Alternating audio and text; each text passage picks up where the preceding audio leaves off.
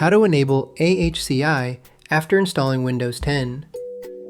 Improving your disk and system performance is as simple as enabling Advanced Host Controller Interface, or AHCI. Learn more about what this is and how you can turn it on. Before we begin, be sure to subscribe to NinjaOne's IT Video Hub and our YouTube channel for more tech content like this.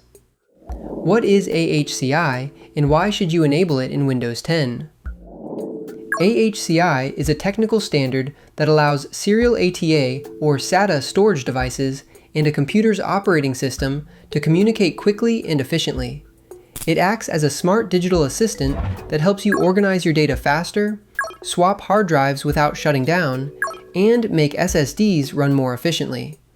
However, not all systems enable this useful feature by default, so here are 3 ways to find out and configure its status. 3 methods to enable AHCI on Windows. Let's start with the recommended method, Safe Mode. Open the system configuration as an administrator, go to the Boot tab, and check Safe Boot Minimal. Click on Apply and Exit without restart. Press Windows plus L to lock screen, hold Shift, and click Restart. Once you have entered BIOS/UEFI, change SATA mode to AHCI. Click Save and Exit, Restart, disable Safe Boot, and restart again. For the code-savvy users, you have 2 options. One is via the registry editor.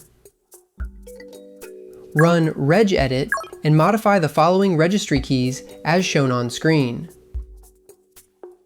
Again, lock screen with Windows plus L, hold Shift, restart, change SATA to AHCI, restart again. Another is command prompt. Run the following command on screen, repeat the previous steps of changing SATA to AHCI, disable safe mode with this command prompt, and restart.